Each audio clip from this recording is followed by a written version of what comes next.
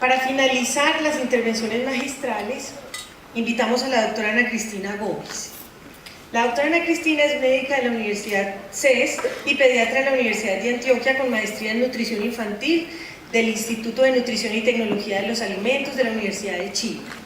Actualmente realiza práctica privada. La doctora Ana Cristina nos hablará acerca de la pregunta: ¿cuándo es necesario cambiar la dieta de mi hijo? De antemano agradecer la invitación, espero no aburrirlos mucho y que logremos la meta de ver la entrevista. Y quiero mostrarles que con esta primera diapositiva, que formó parte de una publicación de National Geographic, que los trastornos del espectro autista siguen siendo considerados un rompecabezas por las dificultades que nos ha dado a entender, aún en el medio de la ciencia, las causas de esta enfermedad, pues que no podemos llamar enfermedad como tal, sino de este trastorno, y eso hace que de pronto abunden negocios o promesas de tratamientos que pueden complicarnos la vida cuando no sabemos o nos pegamos de cualquier cosa para mejorar una situación. Para mostrarles que obviamente esto es un rompecabezas en el que interfieren factores genéticos, ambientales, nutricionales y muchas cosas, y esto es lo que hace parte de la complejidad de la situación. Acá quiero que entiendan que la naturaleza de la enfermedad es heterogénea, no podemos considerar todos los autismos la misma cosa, ¿cierto? Lo que hace que sea tan heterogéneo hace que sea difícil la situación. Y además la etiología sigue siendo muy incierta, aunque se ha hablado de genética, como les he dicho, y de algunas posibles causas, sigue siendo muy incierta, lo cual hace que en el momento las intervenciones ninguna pueda ofrecer una cura. No hemos encontrado una cura para esta enfermedad y muchos de los tratamientos actuales están llevados a atacar lo que son los síntomas conductuales, los síntomas que se presentan, más no a curar la enfermedad. Pero sí abundan, que acá no está escrito, promesas e ilusiones que pueden llevarnos a pensar que con hacer tal cosa podemos hacer que nuestro niño, nuestro amado hijo que tanto quisimos tener en nuestra vida, pueda curarse de algo que es una condición que hasta el momento no conocemos. Entonces, con lo que nos contaba la doctora Alejandra, hay una situación bien interesante que viene desde los 70 con la polémica de la vacunación, que también hablaba de una polémica porque desde esa época se empezó a hablar del virus en el sistema gastrointestinal y la reactivación gastrointestinal. Se hablaba de lo que se llama el leaky intestine o el intestino muy permeable. Es un intestino en el que realmente, miren que estas son las células intestinales que son junticas unas de otras porque hay unas uniones apretadas, y miren que acá puede haber una cierta permeabilidad que permite que la caseína y el gluten pasen, esa es la hipótesis. Y al pasar la caseína y el gluten hay un aumento de la actividad de opioides, ¿cierto? Y una sensibilidad gastrointestinal también causada por el gluten, en lo que se conoce la enfermedad celíaca, lo cual daría un origen gastrointestinal a esta enfermedad, a no ser considerada únicamente una enfermedad del sistema nervioso central o de sensibilidad, hipersensibilidad, sino del tracto gastrointestinal. Entonces nos llevan el síntoma a otro sitio, situación que no se ha demostrado cuando se les ha medido los niveles de opioides a los pacientes con trastornos del espectro autista en la orina, que tampoco se ha demostrado cuando se les ha medido la prevalencia de enfermedad celíaca, no ha sido mucho mayor que en otros pacientes. Acá para mostrarles que los síntomas gastrointestinales en el paciente autista son relativamente comunes, son unos síntomas muy comunes, pero cuando utilizamos esta investigación en la que se está comparando los niños con autismo a los niños no autistas, nos damos cuenta que los síntomas más frecuentes en los cuales hubo una diferencia significativa, o sea, la P es menor a 0.005 para nosotros en la parte científica, encontramos que en realidad el síntoma más frecuente fue la constipación y la selectividad en la alimentación. Y llama la atención porque estos dos síntomas son síntomas que tienen que ver mucho con la sensibilidad, no con síntomas realmente gastrointestinales, o sea, no son síntomas que tienen que ver con una etiología orgánica primaria gastrointestinal como tal. Entonces acuérdense que Los síntomas gastrointestinales son muy, yo a veces digo que parece que en mi consulta nutricional hago una consulta de psicología, porque depende de cada persona. Hay personas que se tiran muchos gases y no les importan, hay personas que un gas les duele horrible y les estorba mucho, hay personas que van al baño más y no les importa, entonces son muy subjetivos. Y recuerden que hay una sensibilidad a muchos estímulos y situaciones, entonces estos síntomas gastrointestinales pueden ser que la percepción, la sensibilidad está aumentada y no responden a que haya algo orgánico en el sistema gastrointestinal en estos pacientes. Entonces, estamos hablando un poco de esta promisoria dieta libre de gluten y de caseína, en la cual hay una revisión de Cochrane muy importante, que Cochrane es una base de datos donde se revisan metaanálisis, realmente como decía el doctor Cornejo, o sea, la idea es que como hay tantas investigaciones, juntan las investigaciones para analizar en conclusión qué dicen, pero esta publicación con respecto a caseína y a dieta libre de gluten no logró hacer un metaanálisis. ¿Por qué? Porque los dos artículos que cumplían con criterios no eran suficientemente bien hechos como para hacer un metaanálisis. Entonces dicen que aunque anecdóticamente hay algunos estudios que hablan a favor de dietas de este estilo, en la actualidad no hay una evidencia científica como para recomendar el uso de estas dietas en los pacientes con espectro autista. Y se habla de un estudio bien importante que es el único estudio que fue publicado en el 2010, que es un estudio, eso fue en un congreso pues importante, en el cual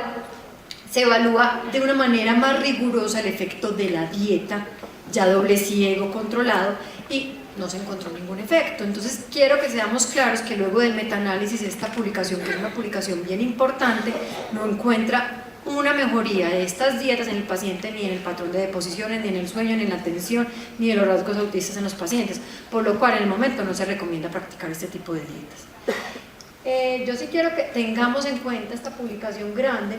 porque aunque las publicaciones anteriores, los metaanálisis, no hablan de efectos adversos de estas dietas, hay una publicación bien importante en la cual se habla que los niños con trastorno de espectro autista sí pueden tener riesgos en la densidad mineral,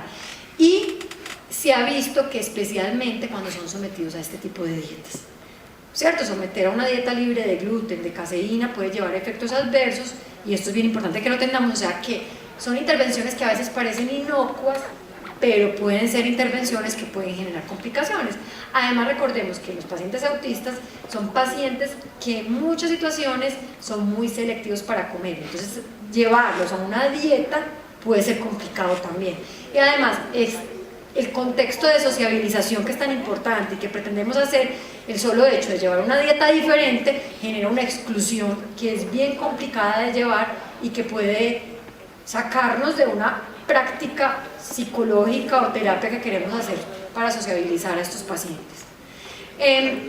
La Academia Americana de Pediatría tiene una publicación a los padres muy bonita sobre la opinión con respecto a dietas para el paciente con autismo, y